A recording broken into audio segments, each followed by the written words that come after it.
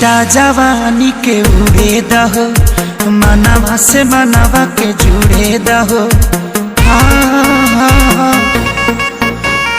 छीटा जवानी के उड़े दहो, मनवा से मनवा के जुड़े दहो।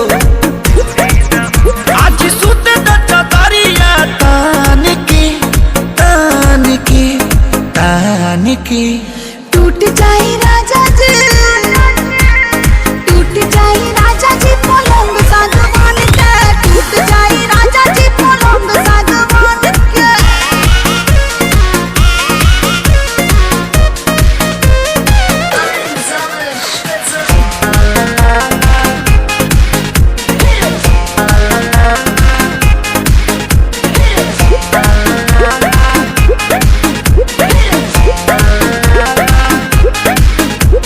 छुए द बदन की देखो न कटन की, चादर बिछा देहनी।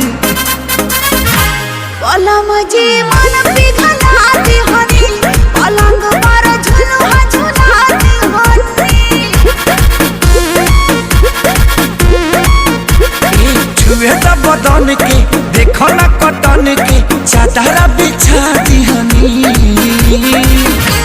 पलम जी मन पिघला देहनी, पलंग पर झुलुआ झुला देहनी। परियार बट बेडिया फान के फान के फान के। टूट जाए राजा जी, टूट जाए राजा जी पलंग सागवान के, टूट जाए राजा जी पलंग सागवान के।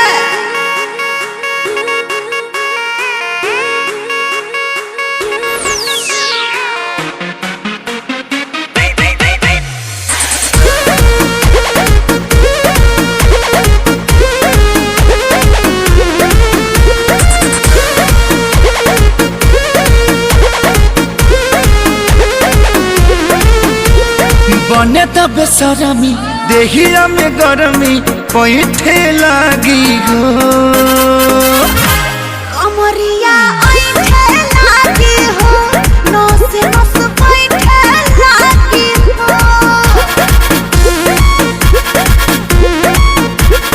बने तब बेसरमी देहिया में गरमी पैठे लागी हो।